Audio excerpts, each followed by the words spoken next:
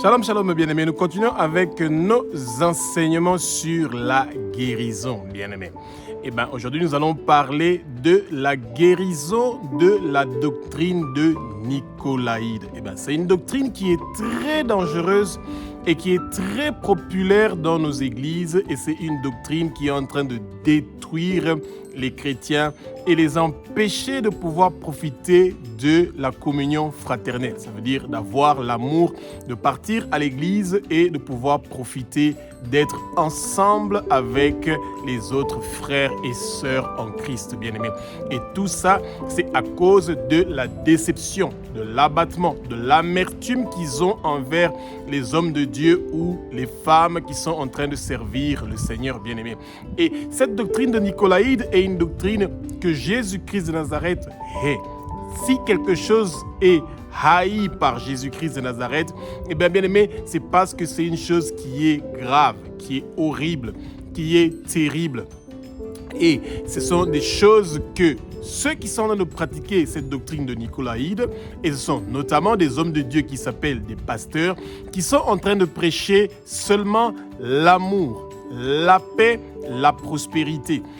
C'est un évangile qui est dilué, un évangile qui pousse les chrétiens à continuer à s'attacher aux choses d'en bas au lieu de s'attacher aux choses d'en haut.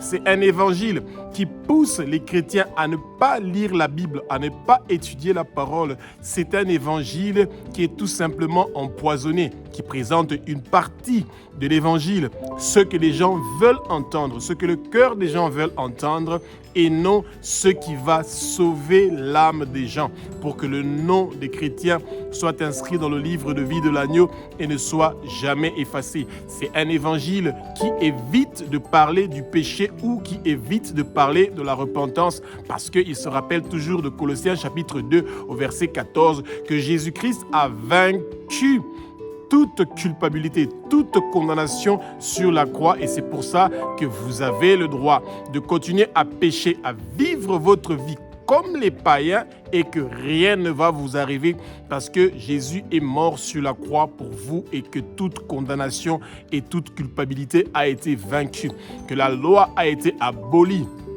et que vous êtes sous la grâce, et sous la grâce, vous pouvez continuer à faire ce que vous voulez. Vous avez le droit d'avoir la vie comme les païens. Bien-aimés, c'est un évangile qui vous emmène tout droit vers la perdition. La perdition, c'est la souffrance, bien-aimé. Et c'est ça qui est très dangereux, que le peuple de Dieu doit comprendre. Que le Saint-Esprit prend le contrôle de ma bouche, que ce que je veux dire, ce ne sont pas des paroles qui viennent de moi, que ce sont des paroles qui sont inspirées par le Saint-Esprit, bien-aimé. Que les écailles tombent, que vos yeux s'ouvrent. Vous allez connaître la vérité et la vérité va vous affranchir, bien-aimé. Comme c'est écrit dans Actes chapitre 2 du verset 1 au verset 4, que le vent impétueux du Saint-Esprit commence à souffler maintenant, qui commence à vous remplir dans le lieu où vous êtes, bien-aimés, et que vous puissiez guérir maintenant au nom puissant de Jésus-Christ de Nazareth, que Dieu a délivré de la mort, a ressuscité des morts, et que aujourd'hui, maintenant, on ordonne, on commande à tout esprit de Nicolaïde, à toute doctrine de Nicolaïde qui est entrée dans votre vie pour vous éloigner de Jésus de Nazareth, que l'esprit de Nicolaïde vous lâche maintenant au nom puissant de Jésus de Nazareth, que toute barrière, tout obstacle, toute chose qui veut vous empêcher de pouvoir recevoir cette parole qui va vous délivrer, qui va vous libérer, qui va vous guérir, que ces choses-là s'éloignent de vous maintenant au nom puissant de Jésus-Christ. Bien-aimé, le Seigneur vous aime. Il a payé un grand prix pour que vous puissiez être délivrés de la mort. Il vous a racheté avec son sang sur la croix. Pas pour que vous puissiez faire votre volonté, que vous puissiez vivre votre vie comme vous voulez. Non, pour que vous puissiez vivre selon sa volonté, que vous puissiez le servir, que vous puissiez servir son royaume, que vous puissiez servir l'avancement de son royaume. On ne dit pas que vous ne devez pas chercher de l'argent, travailler pour gagner de l'argent, pour subvenir à vos besoins. Mais quand vous commencez à avoir des besoins, à ressembler aux païens qui sont des gens qui sont des adorateurs de mammon et de l'argent et des choses du monde, de l'impudicité, de l'immoralité sexuelle, de toutes choses qui nous éloignent du Christ, eh bien, cet évangile-là est un évangile qui est faux. C'est un évangile qui vous conduit à la perdition, à la souffrance. Vous n'avez pas la vie éternelle quand vous ne guérissez pas de la doctrine de Nicolaïde, cette doctrine qui vous sépare, qui vous divise, qui vous éloigne de Dieu et de Jésus-Christ de Nazareth. Bien-aimés, recevez maintenant votre guérison. Que l'esprit de Nicolaïde, nous l'ordonnons, nous le commandons au nom de Jésus-Christ de Nazareth, que Dieu a ressuscité des morts, que l'esprit de Nicolaïde vous quitte, vous lâche toutes les chaînes, tous les liens que l'esprit de Nicolaïde a apportés dans votre vie pour vous lier, vous empêcher que vous puissiez voir, vous a rendu aveugle, eh bien, que toutes ces chaînes-là soient brisées par le sang précieux de Jésus. Recevez votre délivrance. Recevez votre délivrance. Recevez votre délivrance de tout esprit de Nicolaïde qui est venu pour vous mettre dans une maladie spirituelle, de ne pas vouloir prier, de ne pas vouloir étudier la parole, de ne pas vouloir suivre notre Père qui est aux cieux. Bien-aimé, Dieu, Jésus haït l'esprit de Nicolaïde parce que c'est un esprit qui amène le peuple à la corruption, qui amène le peuple à la mort spirituelle. Et vous ne devez pas vouloir être parmi ceux qui sont en train de mourir spirituellement. Pourtant, Jésus a payé un grand prix pour nous délivrer, pour nous guérir sur la croix. Nous recevons maintenant notre guérison de tout esprit de Nicolaïde au nom puissant de Jésus-Christ de Nazareth. Bien-aimés, Apocalypse chapitre 2, au verset 6, nous parle que Jésus-Christ de Nazareth était en train d'adresser à l'une des 7 églises de l'Asie, notamment à l'église d'Éphèse et aussi à l'église de Pergame, que Jésus était en train de les annoncer qu'il hait la doctrine de Nicolaïde. Pourquoi? Parce que c'est une doctrine qui est en train de égarer le peuple de Dieu. La doctrine de Nicolaïde est une doctrine qui dit et demande au peuple de Dieu qui donne sa vie à Jésus. Ils prennent ces gens-là, ils le présentent à Jésus-Christ de Nazareth, il dit « Voici les âmes que nous t'apportons » et ils récupèrent ces âmes-là et ils les ramènent encore vers eux-mêmes et que ces âmes deviennent leurs brebis à eux et pourtant ils ne sont pas les bergers. Bien-aimés, il y a un seul qui est notre berger, il s'appelle Jésus-Christ de Nazareth, le roi des rois, le Seigneur des seigneurs. Il y a un seul qui est notre Père qui est aux cieux, Abba, c'est Dieu et il n'y a pas un autre qui est notre Père. Quand vous entendez les gens dans les églises commencer à appeler les pasteurs des daddies, papa, père, etc. Bien-aimés, ils sont dans la perdition. C'est la souffrance qui vous attend. Pourquoi? Parce que vous êtes en train d'adorer un être humain. Tous ces titres-là que vous donnez, ce sont des titres que celui qui a versé son sang sur la croix de Golgotha, il est le seul à mériter ces titres-là et il n'est pas là pour les partager, bien-aimés. Et c'est ça qui se passait à l'église d'Éphèse et à l'église de Pergame. Que ces églises-là, bien-aimés, malgré qu'ils n'aimaient pas la méchanceté, les mensonges, mais quand même, ils continuaient, ils avaient donné leur vie à Jésus de Nazareth, mais ils continuaient à aimer les choses du monde, la richesse, le luxe, la luxure, l'adultère, la fornication, le commérage, les mensonges, être des faux apôtres, être des faux serviteurs de Dieu. Et c'est ça qui est en train de tuer et d'abîmer nos églises jusqu'à aujourd'hui, bien-aimés. Et quand vous êtes dans une église, demandez au Saint-Esprit de vous ouvrir les yeux, bien-aimés. Ne soyez pas émotionnel, ne soyez pas dans les sentiments. Quand vous sentez que vous ne recevez plus rien de l'endroit où vous êtes, spirituellement, ça veut dire que vos prières, vous sentez vos prières vous affaiblir. Vous sentez votre étude de la parole s'affaiblir. Votre soif, votre désir d'être dans la présence du Père est en train de vous quitter. Vous ne réussissez plus à parler de la bonté de Dieu, de sa grandeur, de sa sainteté. Vous ne sentez plus qu'il y a la lumière du Seigneur qui est en train de vous couvrir. Bien-aimés, ayez le courage de vous éloigner de ces gens qui veulent vous détourner du Père, eh bien, que tout esprit qui veut vous détourner du Père, que ça s'éloigne de vous maintenant, au nom puissant de Jésus-Christ de Nazareth, bien-aimé. Il y a une puissance dans le sang de Jésus.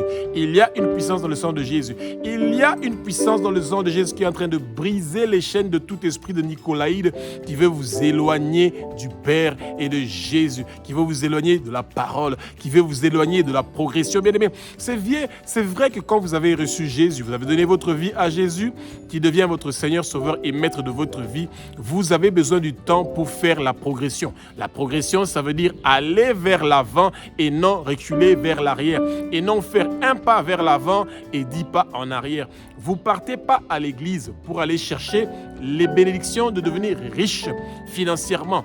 Et c'est vrai, vous voulez que vous puissiez réussir à payer votre loyer, à avoir une voiture pour emmener vos enfants à l'école, être dans la suffisance que le Seigneur pourvoit à vos besoins. Mais quand vous venez à l'église pour pouvoir vous enrichir, rencontrer, avoir des relations, venir à l'église pour rencontrer des filles riches et des hommes riches, venir à l'église pour vous approcher des gens qui sont dans la politique, des gens qui sont dans la religion, qui ont de l'argent, bien aimé, c'est par excellence ce que les païens sont en train de faire. S'approcher des gens pour avoir des relations. Des églises ou des lieux de rencontre où les gens viennent, soit disons pour prier, mais pour venir pour proposer leurs services, ça devient des entreprises qui sont en train de parler de l'argent, de comment ils doivent s'entraider pour qu'ils gagnent encore plus de l'argent, comme ils ont fait dans Genèse chapitre 11 avec la tour de Babel. Ils veulent être en haut des autres, que leur tour monte vers le ciel par leurs propres œuvres.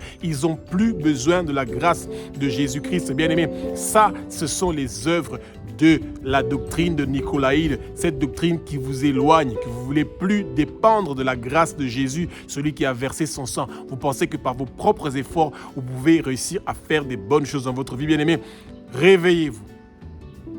Priez avec sincérité. Demandez au Saint-Esprit de vous ouvrir les yeux, de voir ces choses qui vous empêchent de pouvoir grandir spirituellement et de pouvoir servir le Seigneur pour pouvoir gagner des âmes. Marc, chapitre 16, verset 15, nous dit ceci, bien-aimés. « Allez dans toutes les nations et prêchez à toute créature pour qu'ils puissent quitter les ténèbres et se tourner vers la lumière, bien-aimés. » Le peuple de Dieu aujourd'hui est perdu. Leur objectif, c'est plus celui de gagner des âmes, que les gens qui sont perdus puissent quitter le monde de ténèbres pour se tourner vers la lumière, mais maintenant ils partent vers Dieu, vers Jésus, pour avoir la prospérité, les biens du monde, et pour en train de faire des mensonges, des commérages, la méchanceté, l'adultère, la fornication, la publicité, de la pornographie, les jugements, des choses horribles et terribles sont en train de prendre place dans nos églises et c'est en train de détruire complètement nos enfants et c'est triste et nous devons chasser cet esprit-là de nicolaïde aujourd'hui, maintenant, au nom puissant de Jésus-Christ de Nazareth. Bien-aimés, les gens qui pratiquent la doctrine de nicolaïde sont des gens qui utilisent la malice, la séduction et chaque fois ils vont utiliser Colossiens chapitre 2, verset 14.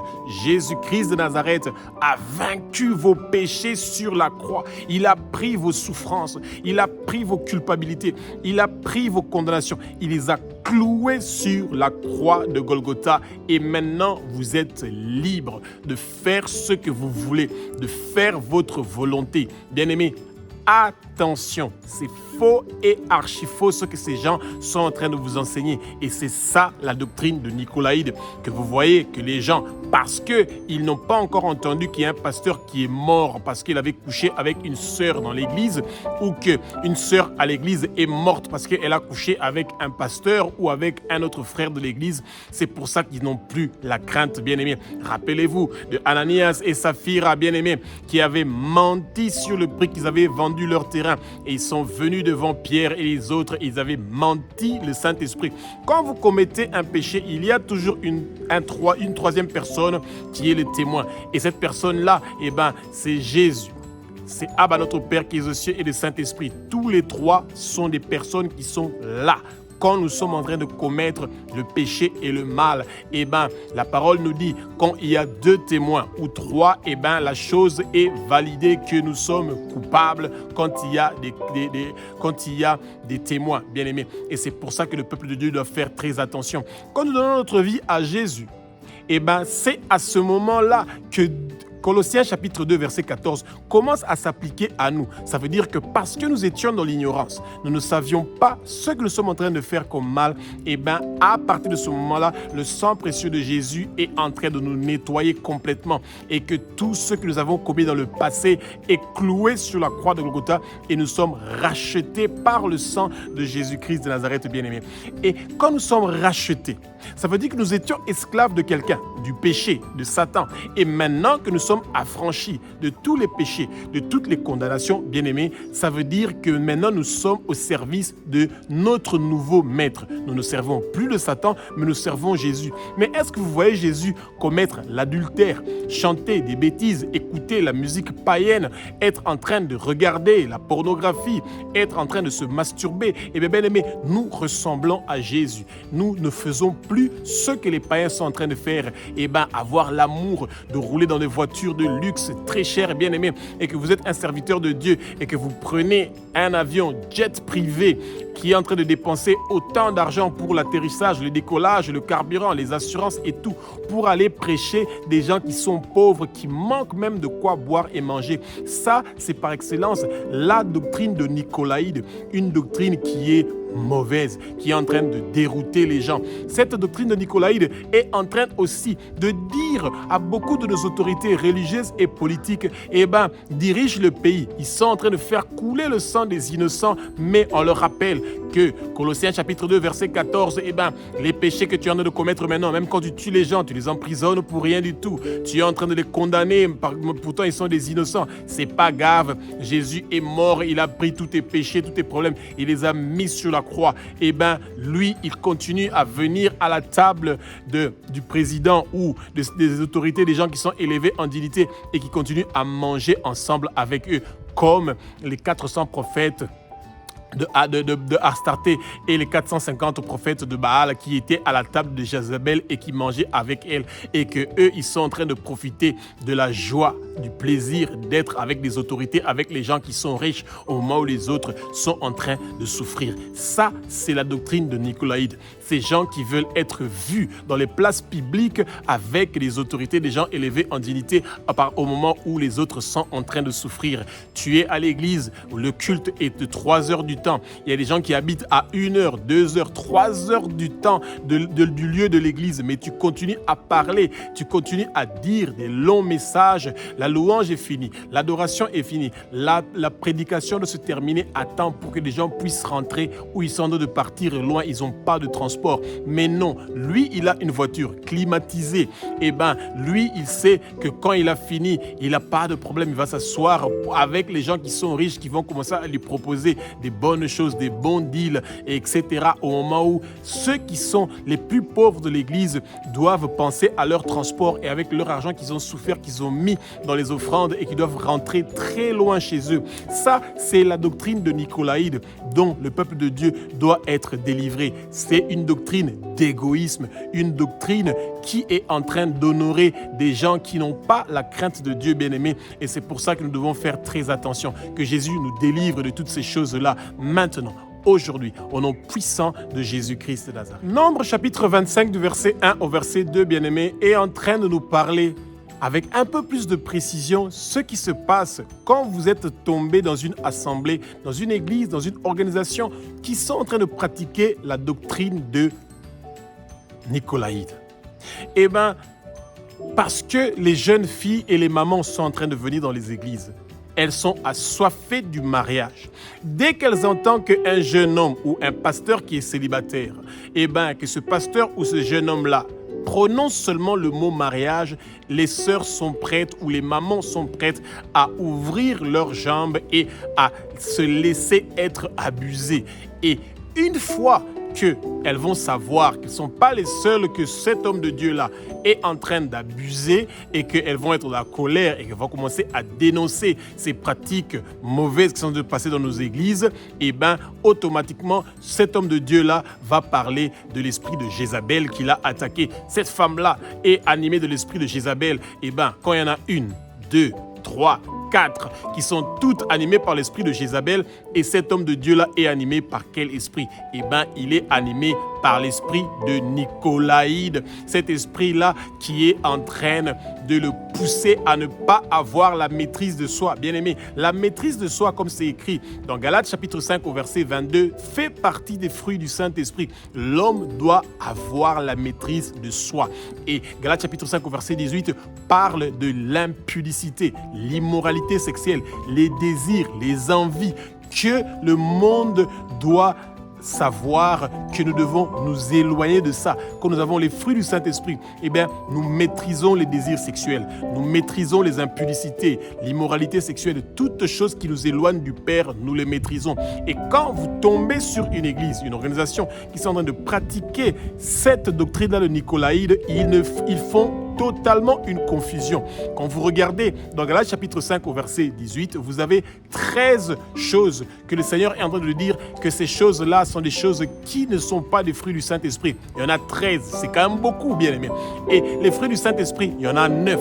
Et quand vous ne voyez pas les fruits du Saint-Esprit, bien aimé, comme c'est écrit dans Galates chapitre 5 au verset 22, eh bien, bien aimé, il y a un souci. Vous devez apprendre à prier pour que vous ayez les fruits du Saint-Esprit et que tout ce qui n'est pas du Saint-Esprit, que ça s'éloigne de vous, bien-aimés. Même quand vous êtes dans le désespoir, même quand vous ne savez plus comment faire pour payer votre loyer, pour pouvoir trouver un travail, vous ne devez pas céder, bien-aimés, au plaisir du monde, aux choses d'en bas, et de partir vous mettre entre les mains de ces loups qui sont en train de dévorer leur propre brebis, bien-aimés. Et c'est incroyable de voir qu'aujourd'hui, dans nos églises, bien-aimés, ou dans les assemblées, ou que les hommes de Dieu, les scandales sont en train de se multiplier et nous ne sommes pas arrivés à l'apogée, bien-aimés.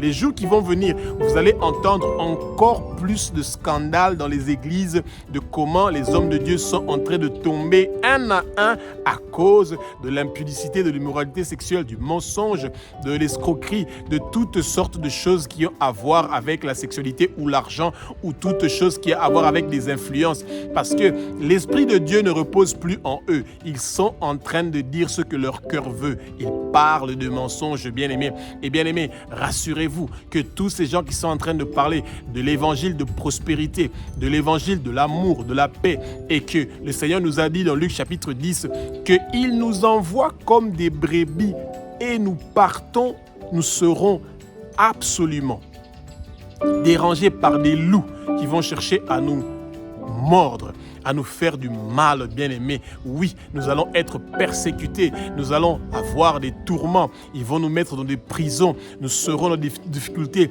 Mais celui qui va persévérer, bien-aimé, il va manger les fruits de l'arbre de vie qui se trouve au milieu du paradis de Dieu. Nous devons persévérer, nous devons résister contre cet esprit-là de Nicolaïde qui est en train de nous détruire et qui détruit nos églises. Bien-aimés, la parole nous dit dans Jacques chapitre 4 verset 7 que nous devons nous soumettre à Dieu pour pouvoir résister au Satan, résister à l'esprit de Nicolaïde, cet esprit-là qui est en train de venir dans nos églises et qui est en train de nous détruire. Et si Jésus dit qu'il haït cet esprit-là, il hait l'esprit de Nicolaïde, c'est parce qu'il sait que le peuple de Dieu est en train de souffrir de toutes ces persécutions qui viennent de ces gens-là et seront délivrés de cet esprit de Nicolaïde au nom puissant de Jésus-Christ de Nazareth. Bien-aimés, Apocalypse chapitre 2, verset 14 nous parle encore une fois, une deuxième fois que Jésus-Christ de Nazareth est en train d'insister sur le fait qu'il haït cette doctrine-là de Nicolaïde,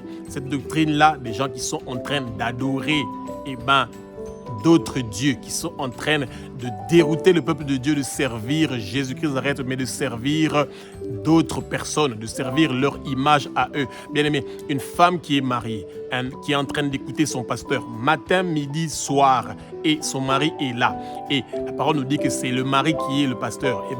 Rappelez-vous, bien aimé, Un homme qui est marié et qui est en train d'écouter une prophétesse matin, midi, soir, il y a un souci dans nos foyers, il y a un souci dans nos familles, que nous passons plus de temps, au lieu de pouvoir construire notre famille, de construire notre foyer, nous passons plus de temps en train d'écouter les hommes de Dieu qui sont bien habillés, charmants, en jolis costumes et qui montrent leur luxure, les voyages qu'ils sont en train de faire, les grandes églises qui sont en train de construire, les voitures de luxe qui sont en train de conduire, bien aimés, et que l'humilité les a quittés et a voyagé et parti très loin d'eux. Le sang de Jésus qui a été versé pour qu'ils puissent gagner les âmes, eh bien, ils n'ont plus besoin de gagner les âmes parce qu'ils ont des gens qui sont en train de faire ce travail-là pour eux.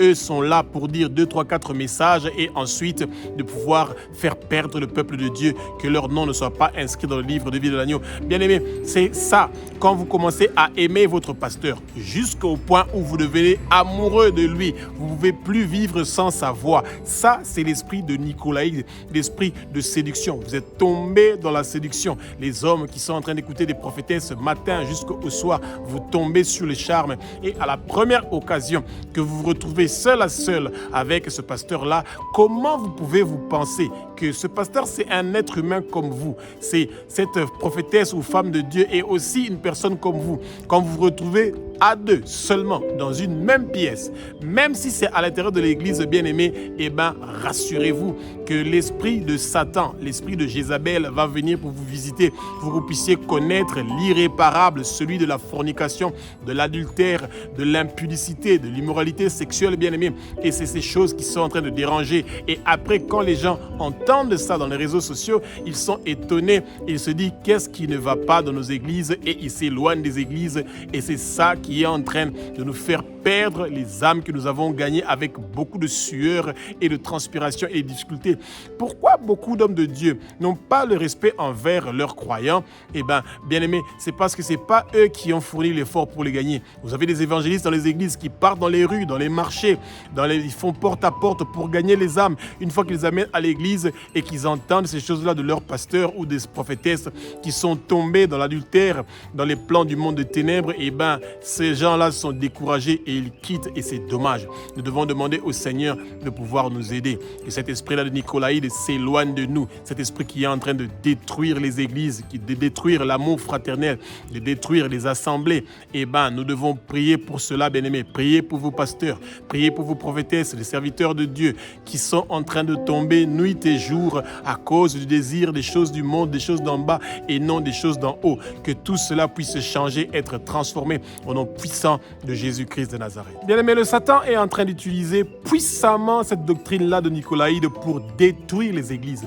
Partout où il y a une église où Jésus est en train d'être loué, adoré, où on parle de sa bonté, de sa grandeur, bien aimé, et le Satan vient aussi pour placer ces gens parmi les membres de l'Église. Et leur objectif est clair, celui d'amener la division et la séparation. Ils ont créé ce qu'on appelle le ministère de critique, le ministère de jugement, qui est là pour juger et critiquer les chrétiens. Et une fois que un chrétien est tombé, bien-aimé, la parole nous dit que Satan ne combat pas Satan, mais les églises, c'est ça. Les chrétiens combattent les chrétiens. Quand un homme de Dieu ou quand il y a des chrétiens qui sont tombés, au lieu de prier pour eux, eh ben, ils vont le combattre feu et flamme et terminer toute leur frustration et toute leur colère sur cette personne-là. Bien-aimé, nous ne devons pas être contents quand il y a un autre chrétien, quelqu'un qui a donné sa vie à Jésus est tombé et que nous devons maintenant commencer à exercer le ministère de critique, le ministère de jugement. Le jugement n'a pas encore commencé. Le jugement aura lieu. Et c'est vrai quand vous êtes chrétien que vous aussi, vous aurez un siège où vous allez vous asseoir chez le Père, où vous allez aussi juger. Mais quand vous commencez déjà aujourd'hui à critiquer, à juger, eh ben, vous êtes en train de faire quelque chose de terrible et de horrible. Celui qui juge sera jugé. Celui qui est en train d'utiliser l'épée pour faire le mal à l'autre, eh ben, l'épée sera utilisée contre lui. Et c'est ça, le Satan est en train d'utiliser les réseaux sociaux puissamment pour diviser le peuple de Dieu bien-aimé et de les pousser à avoir des opinions, des critiques. C'est vrai que nous pouvons avoir des divergences, nous pouvons avoir des idées qui sont différentes. Il n'y a aucun souci sur cela, mais quand le peuple peuple de Dieu commence à devenir de social media judge warriors. Ça veut dire qu'ils sont des guerriers de jugement dans les réseaux sociaux. Eux, ils connaissent la vérité. Eux, ils connaissent comment critiquer. Eux, ils connaissent comment insulter. Ça, c'est pas les chrétiens. Ça, ce sont les païens. Et cette doctrine de Nicolaïde, c'est ça qu'il est en train de faire. Comment se fait-il que les gens qui sont des pasteurs, des hommes de Dieu ou des prophétesses qui sont en train de commettre la fornication, l'adultère et toutes sortes d'impudicité, d'immoralité sexuelle, tout problème d'argent, etc.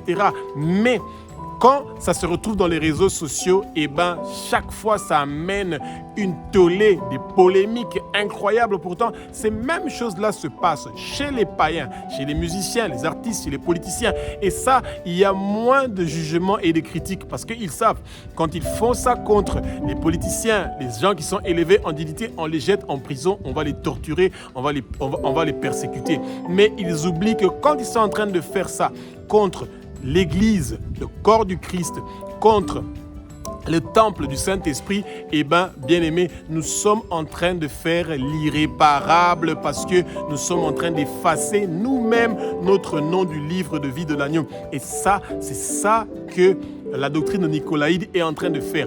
Pousser les chrétiens à effacer eux-mêmes leur nom du livre de vie de l'agneau pour qu'ils soient effectivement dans la condamnation et de la culpabilité. Parce que celui qui est en train de condamner et de juger l'autre, il doit s'attendre à un jugement plus sévère lui-même.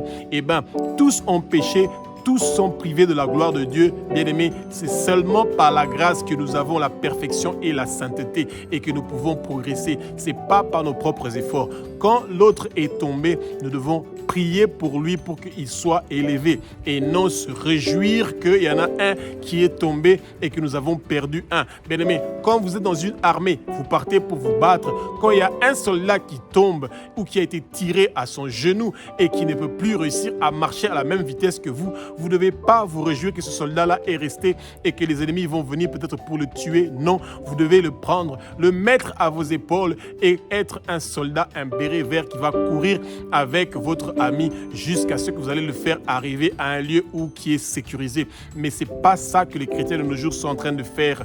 Quand il y a un chrétien qui est tiré et qui a été blessé, ils veulent l'achever eux-mêmes avant même que les ennemis mettent la main sur lui. Et c'est dommage. Et c'est ça qui est en train de se passer avec cette doctrine de Nicolaïde que nous devons abolir de nos églises au nom puissant de Jésus-Christ de Nazareth. Apocalypse chapitre 2, verset 17 nous dit, bien-aimés, que ceux qui vont vaincre, nous devons vaincre, bien-aimés. De la même chose pour l'église de Éphèse, que les gens devaient vaincre pour qu'ils puissent manger du fruit de l'arbre de vie qui se trouve au milieu du paradis de Dieu. Et bien pour l'église de Pergame aussi, nous devons vaincre pour que nous puissions manger la manne cachée, que nous recevons un caillou blanc avec un nouveau nom écrit au-dessus que personne ne connaît à part celui qui va recevoir ce caillou blanc. Bien-aimés, l'Église qui est en train de perdre des croyants parce que il y a des choses qui sont en train de se passer dans nos églises et qui est en train d'éloigner les chrétiens, c'est grave. Bien-aimés, c'est le royaume des ténèbres qui doit perdre des gens, qui doit quitter les ténèbres pour se tourner vers Jésus de Nazareth et pas le sens inverse, que les gens qui ont déjà reçu des cailloux blancs sur lesquels est inscrit leur nouveau nom que personne ne connaît, qui doivent dire à Jésus, je te remets ton caillou blanc et moi je retourne vers les ténèbres et c'est triste, bien-aimé. Ce que nous voulons, c'est que les ténèbres soient vidées pour que où il y a la lumière, la maison de notre Père, qui a la lumière, que nous puissions tous marcher sur ce chemin-là qui s'appelle Jésus-Christ de Nazareth et que nous puissions avoir la victoire. Nous sommes plus que vainqueurs. Nous sommes plus que vainqueurs. Nous sommes plus que vainqueurs et nous avons le triomphe par celui qui nous a sauvés. Son nom, c'est Jésus-Christ de Nazareth, le roi des rois, le Seigneur des seigneurs. Et nous savons que nous allons avoir la victoire, bien-aimés. Que ce que le monde de ténèbres a prévu contre nous, cela ne va pas réussir et prospérer parce que nous avons la victoire. Jésus nous donne la victoire. Il y a une puissance dans le sang de Jésus. Il y a une puissance dans le sang de Jésus. Il y a une puissance dans le sang de Jésus qui est en train de briser les chaînes de critique, qui est en train de briser les chaînes de jugement, qui est en train de détruire toutes choses que le monde de ténèbres a prévues pour nous empêcher et nous éloigner de notre Père qui est aussi notre Dieu, notre roi bien-aimé. Nous avons la victoire. Peu importe ce que le monde de ténèbres est en train de préparer contre nous, ils ne vont pas nous arracher nos cailloux blancs que nous avons reçus avec notre nouveau nom. Nous allons manger la manne cachée. Même si nous sommes dans des épreuves, dans des difficultés, nous n'allons pas céder aux avances des gens qui veulent nous faire tomber par l'impudicité, la fornication, l'adultère, par toutes sortes de pratiques qui veulent nous éloigner du Père bien-aimé. Soyons persévérants. Soyons forts. Battons-nous jusqu'à avoir la victoire, la réussite. Au nom puissant de Jésus-Christ de Nazareth, que l'esprit de Nicolaïde quitte nos assemblées, nos communautés, nos familles, que tout esprit de Nicolaïde qui veut nous faire tomber pour que nos noms soient effacés dans le livre de vie de l'agneau, ils ne vont pas réussir et prospérer. Bien aimé, si on vous a mis, vous et quelqu'un de votre famille, sur une liste des gens qui vont rater le ciel à cause de cette doctrine de Nicolaïde, eh bien, cela ne va pas réussir et prospérer parce qu'aujourd'hui, vous avez la victoire. Que le Seigneur nous donne la victoire. Que le Seigneur nous donne la réussite. Alléluia. Merci Jésus.